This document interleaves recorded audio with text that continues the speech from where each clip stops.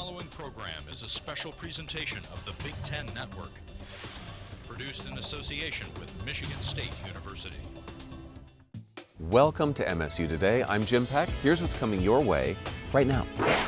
Doing lunch with the coaches. Writing with your body. A campus haunting. Brewing up success. Helping the homeless in Detroit.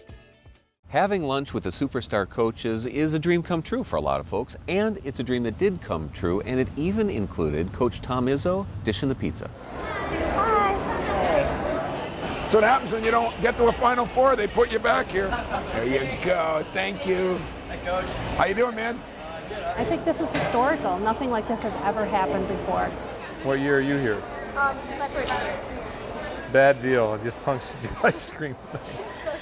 We have a little saying that we use in residential hospitality service, and it's called delivering dose, which it simply means delivering outstanding Spartan experiences. You want pineapple? And you all today are going to go out there, go through that door, and deliver an outstanding Spartan experience for our residents and guests.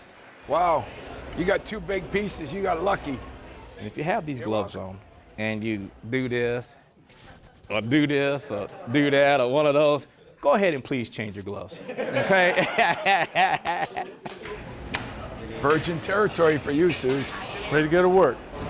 At the beginning of the year, when we opened Brody Square, we had a lot of people come through here, almost between 7,000 and 8,000 a day. And Tom Izzo came over and Mark Collis, and they talked about, wouldn't it be great if we could serve the students and come in and work the venues and be able to give back to them and thank them for all their support with the athletic program. So here we are, and it's happening today. Can I get a shake? Oh. Is that legal? Here, I can get that. I'll get that. I can just take a... No, I'll get the shake. I'll get the shake. Thick or thin? Best I can get you. Not bad. No pepperoni. Pepperoni's coming. Ashley's getting a little slow back here. Hey, she doesn't get quicker. I'm going to have her run wind sprints. It really started back when Brody first opened, and some of the coaches would use it for their recruiting meals. And then we said, let's bring all of our coaches over and have a good time. We tried a couple different dates, and they didn't work out throughout December. And the Monday of finals week, we finally got her done, and it's, by all accounts, very good.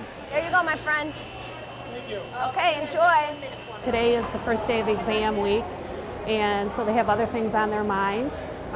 They just put a smile on their face, and they think it's great. It's cool. I think it's kind of funny. I can now say Coach Izzo served me pizza. I mean, I'm smiling, so it got me happy. Kind of put a little pressure on me. I didn't know which pizza I was going to get, but I stepped up there, and he forced me to a decision. I got the 3-cheese pizza. I thought it was awesome. He told them it was finals week and he needed to be sharper than that when making decisions. I can't say anything bad about Izzo though, right? Is this the first time Susie's ever been in the kitchen? He's been ripping on me about being in the kitchen. This is a lot more challenging than like Izzo's like lifting a piece of pizza or D'Antonio with a scoop of ice cream. I mean, I gotta really work here. I hope my wife doesn't see this. She'll want me to do it at home. Because, you know, probably Luby does everything, right? I mean, at least I've been in the kitchen once or twice. I'll put that on film and make sure he gets that. We were just talking today, wouldn't it be fun to do this on an annual basis and really make it another way that Spartan athletics and the academics all work together? Where are you guys from? Kalamazoo. Oh, it's great. It's getting an opportunity to get around some people a little bit, some students, some of our students get an opportunity to serve a little bit, and I think that's what we're all trying to do, I think. Give back a little bit. You did well, just being a team player. Team player. I really enjoyed the experience, you know, from like working behind to interacting with everybody. It's been a lot of fun. We've had a good time. Hot, toasty back here, hardworking. And I have the best boss in the world. Best boss ever. I have 1 piece of pepperoni. 1 piece of, you on a diet or what? I'm trying to watch my figure. Yeah? There's nothing greater than to get the chance to interact with the students, you know? We're always like standing down there and they get to see us and we don't get to see them. Now I get to see what they're really like. Slice of pepperoni, you got it. There you go. If I get slow, Ashley, start moving me out. He's taking over, he's doing great. Ashley's one of the best pizza cutters I've ever witnessed in my whole life. He's cracking jokes. He's pretty sarcastic with a lot of the customers. Ah, Ashley didn't cut that one proper.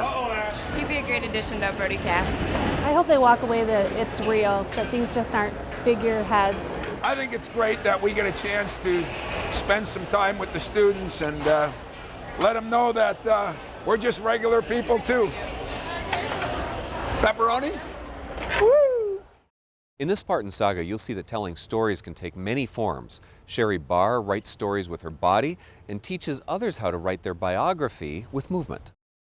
I am fascinated about autobiography and dance. I'm fascinated about how different ways, not autobiography about here's my name, here's when I was born and all of that, but how autobiography can become shared.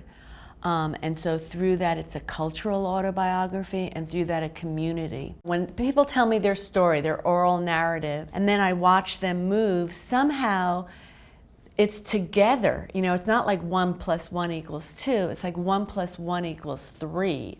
And because, you know, the intonation of my voice or how I hold my body says something about how I'm feeling about my words. And so if I can capture those attributes in terms of, you know, the energy expression, in terms of how I'm using the space in terms of my body, or the force or the rhythm of how I move in terms of tempo, I think that gives me a new sense of the person, or a unique sense. There's a lot that's in our body.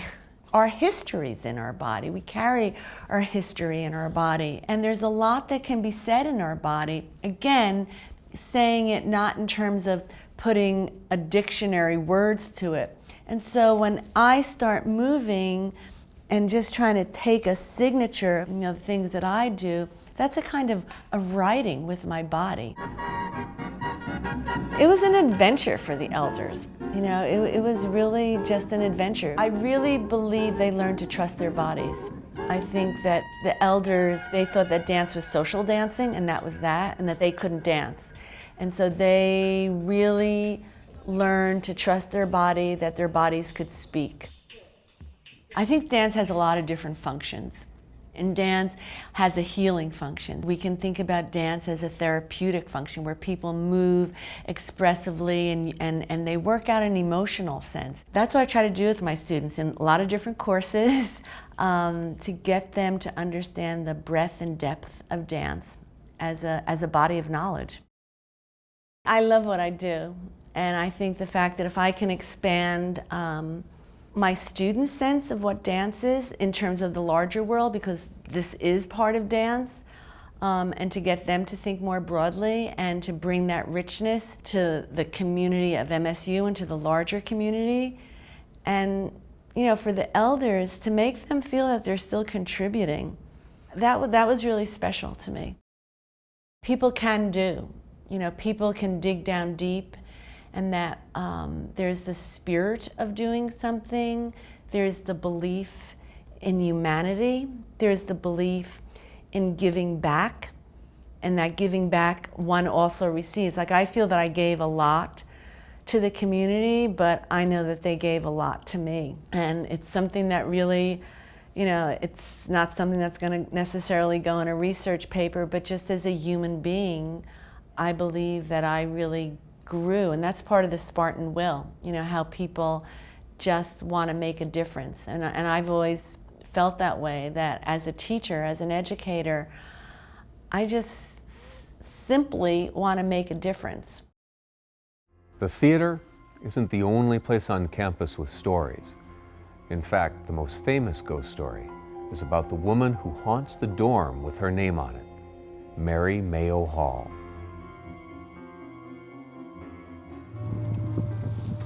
No one has ever seen her, but different phenomena have occurred. I've heard all the stories, yes. Most of them, I guess. Most of them center around West Circle, because they are the original, some of the original residence halls on campus. And probably the most prominent one is Mary Mayo, and the ghost of Mary Mayo, who continues to visit year after year. Mayo Hall is the oldest residence Hall on campus. And it has been rumored for years, ever since I've been here, to be haunted. Lights going on, noises, doors closing, things like that. Oh, this is the famous piano area that plays by itself. Mary Mayo has been known to put a few tunes out on it. Well, when I was a student at Michigan State back in the early 70s, there were the urban myths. And the students that lived in West Circle would talk about the ghosts that were over there. We're sitting in Mary Mayo Hall, MSU campus, main campus, and we are in the room that houses her picture with a lot of folklore behind this room. Her picture is above the fireplace here on the mantle, and the folklore about her is that she still lives here in her past life. Some of the things that are seen and said about her are temperature changes in hallways, shadowy figures in the dark, electronics, lights going on and off, just a lot of kind of supernatural type things that with no explanation. It was freshman year, and me and my roommate, just one night, we always had heard weird stuff going on, but like we never just thought that it was anything to be worried about. Unofficially, this is the Mary Mayo room. We were sleeping one night. It was just a regular school night. There's some pretty scary areas in the basement area because they're not your typical basements. Oh, just stories, sightings, noises, things that go bump in the night again. And I woke up and I looked at my alarm clock. It was about around 3 in the morning. And some of them were old coal chutes or, old storage rooms. So they're not anywhere where I would want to go all the time. And I had heard something running, like not a human run. Like there was no way someone could run that fast in the small allotted dorm room space. And the students kind of put their own spin on these places. I turned up and I saw my roommate flash up just right at the same exact time that I did. We both had heard it. Gentlemen? And I saw a black shadow figure of a man walking to our window because our beds faced the window, and it just flat out disappeared at the window. I looked at my roommate and I was like, did that just really happen? The history goes back to the origin of the campus and some of this is the hallowed ground. Situations like that continue to perpetuate the urban legends. And my office sits in this building, so I have an ear to the weirdness. Yeah. So what do you think about the ghost radar saying your name? That was kind of creepy, a little bit. Really hadn't had anything happen since I've been here. Yeah. I've heard all the stories and everything, but I never had anything personally happen to me. Oh, you've got a wonderful list there. Some of those things I hadn't heard, but most of them, they've been around for years. And I'm sure if you talk to my colleagues that came before me, in fact, I heard some of them from my colleagues that came before me. But when I was a student, the same stories were being talked about.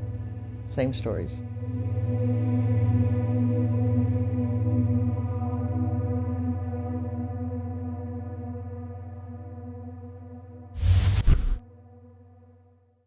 There's a program that shows you how to create everything from vodka to polymers. You might say it distills a lot of knowledge that could lead to a very cool job on down the road. Right now we're at the Michigan Brewing Company in Weberville, Michigan, and this is a facility that the Michigan State shares with the Michigan Brewing Company. We're at the Michigan State University Artisan Distilled Spirits Research Facility. When you want to enter this business as a company, you have to have a distilled spirits plant in place before you can apply for the license. So what we do here is try to break that sort of catch-22 thing. And so we work a lot with people that are aspiring entrepreneurs, help them make their first set of products, and then they can show their investors that they actually can do this and what the product's going to look like. There are a number of winemaking programs and there's a number of brewing programs in the U.S., but I think here at MSU we're the only ones in the United States that has a distilled spirits plant and has this emphasis. And so we're not a beverage appreciation course. We're all about the technology of manufacturing and the science and engineering that goes into doing that. Today we have a whole bunch of different activities going on. We're making a whiskey. We're making a grape-based vodka, which actually is being sold here in the state of Michigan. On top of all that, we have a class in here today, which is Chemical Engineering 491. These guys are out here for the distilling class, and you know, they come in when we're doing our production. We're learning, you know, about distilling alcohol, you know, distilling spirits. They also get some hands-on. They get to see what distilling looks like. It's a practice that's unique only to chemical engineers, and it's something I'm really interested in. We work with these stills and stuff like that in other industries. It's not just through making spirits, like making polymers and all different kinds of things through other companies. It's actually really neat to see the different ways things to be made, and every single spirit is made different. It's called a low wine. It's terrible. It has terrible sensory qualities. Yeah, it was really gross. The thing they really enjoy about it is the very hands-on elements of this course. It's really nice to be able to take this class. You actually get to see what goes on, see how you fill the columns, and just how they operate. To be able to apply it, you know, while still in school to something so practical is something that's pretty exciting for me. And they're likely, if they pursue a career path, will be working in the beverage industry. I'd love to work in a distillery. Now in Michigan, there's over a dozen registered small distillers. And by the time I graduate, there might be more. At some point, I'm going to start my own distillery and have a line of spirits of my own.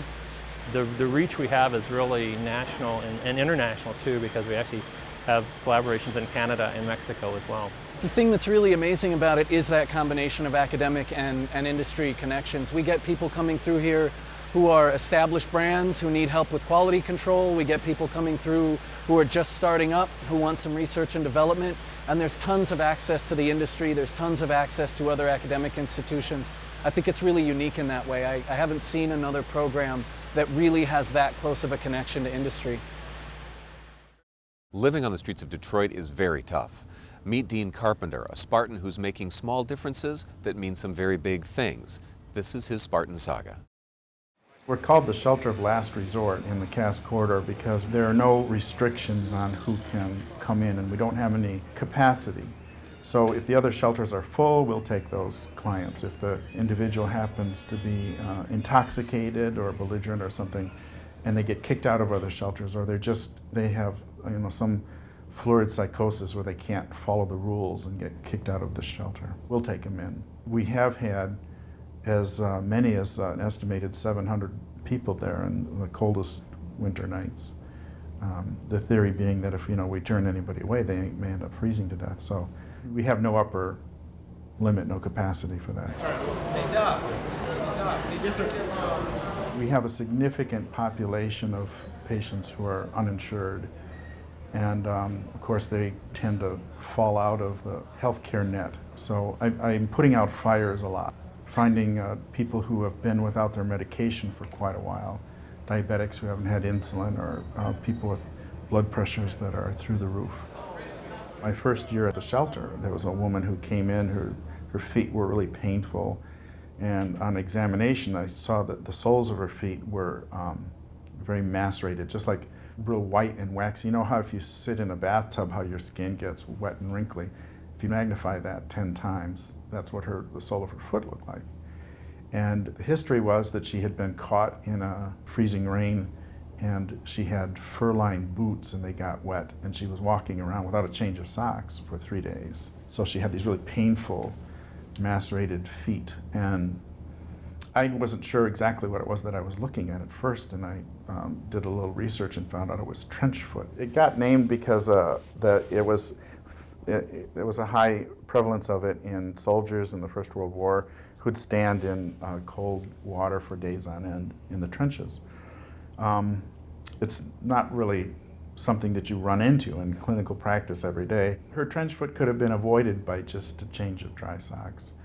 And so we just started a sock drive. The local high school student service group called Interact took it over, and they collected, I don't know, hundreds and hundreds of socks. Every fall we call it Socks in the City.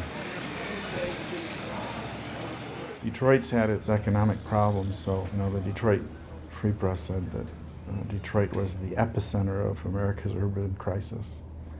And where I work in the Cass Corridor is the worst of the worst. I just like to be able to help people, and this is a spot where I think I'm probably most needed. Word gets around. I have gotten people come to the shelter because they know I'm there. They sit in chairs in the main room, and I put a list out there and they sign the list to see me, so they're willing to see me. It's estimated that at any point in time there are between 13,000 and 19,000 homeless in the city of Detroit. And from a healthcare perspective, we're way behind the curve because we have very few of the low-cost or free clinics. They're generically called community health centers. They're the federally qualified health centers, or those that meet the standards called lookalikes. So the FQHCs and lookalikes in Detroit, we only have 17. And we don't have a public hospital in Detroit.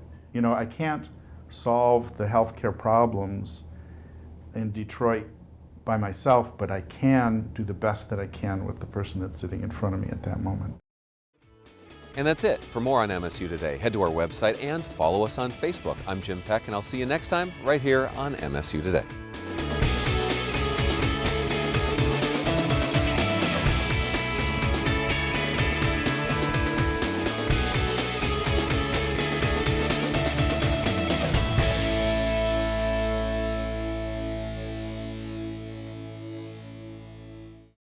The preceding program was produced by Michigan State University in association with the Big Ten Network.